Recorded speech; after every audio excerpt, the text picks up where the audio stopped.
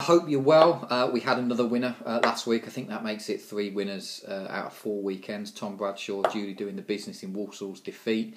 12-5, I think he went off at. You didn't keep coming here though and listening to this little video blog thing for 12-5 single winners every week. What you really wanted was doubles and trebles. And I think I've got a nice little treble this week that pays over 100 to 1. We are going to start at Walsall again.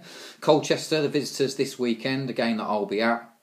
Joe Dunn lost his job the other week. Regular kind of blog readers of mine or listeners to this Anytime Note, but will know that I'm a big fan of, or was a big fan of Joe Dunn and his Colchester side.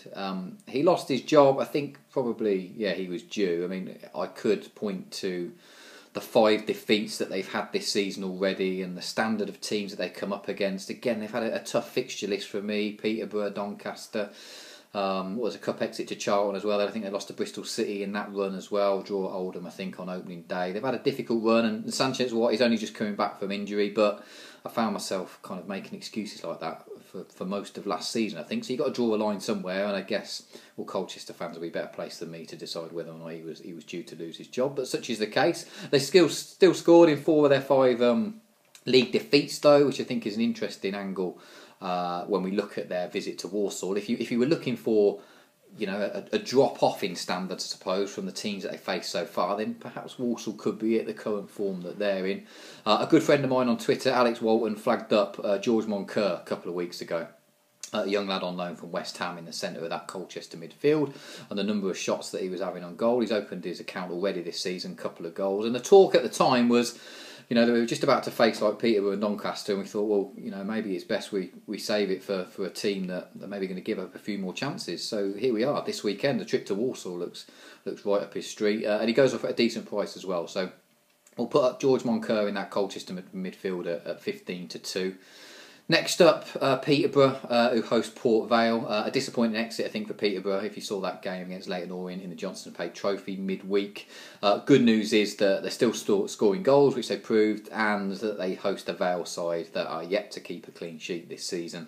And on the wrong end, the 73 conceded last year as well. I wrote in my pre-season blogs that I think, if Mickey Adams wants any progress at all this year, then he's got to get those defensive issues sorted out for Port Vale.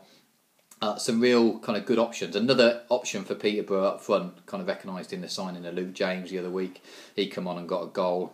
They got Carver Sell and Connor Washington as well. So 3 really good options there. And I guess it's going to be interesting to see what Dan Ferguson does this weekend, because Luke James come on for Carver Sell, who you could say, young player, maybe, he might not want to give him a break, but he may do. It's just going to be interesting to see which of, the 2 out of 3 he goes with, which I think represents, some decent alternatives. I was impressed by Marcus Maddison when he came on. Well, sorry, when he played, he made a sub appearance before that, but when he played for Peterborough in midweek, looked a good player, tricky, cutting in from the wing, got a goal as well.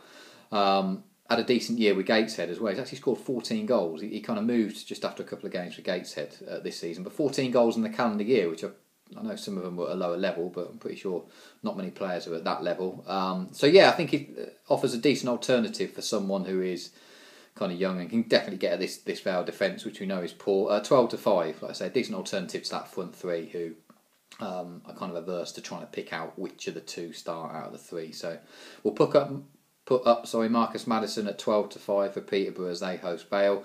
And last up in League 2, we're going to go Morecambe against Cheltenham. 2 of the top 3 these are. If you'd have said that about a month ago, that kind of early days of September, Morecambe will be playing Cheltenham and it would be a top of the table clash.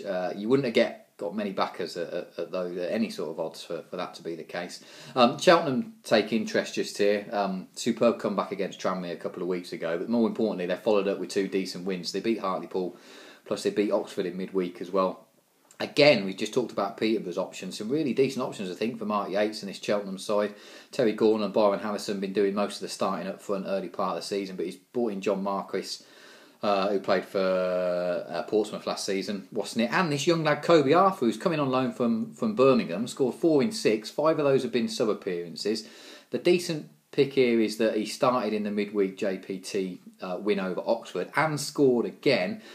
I think plays primarily out on the wing, but has just been employed in that central position. just kind of we're taking a bit of a gamble here that he might start the game, but even if he doesn't, he might come on as an impact sub. And to be honest, at the price 7-2, I think that kind of factor in that bit of a gamble. Really, you wouldn't want to be backing him at a shorter price if he didn't think he would start. So we'll stick Kobe Arthur, young Kobe Arthur, I shall say, at 7-2. He makes up a treble with Marcus Maddison at 12-5 for Peterborough and George Moncur 15-2 for Colchester. Stick all those in a treble and it pays over 100-1. Whatever you're backing, have a decent weekend and I'll see you on the other side.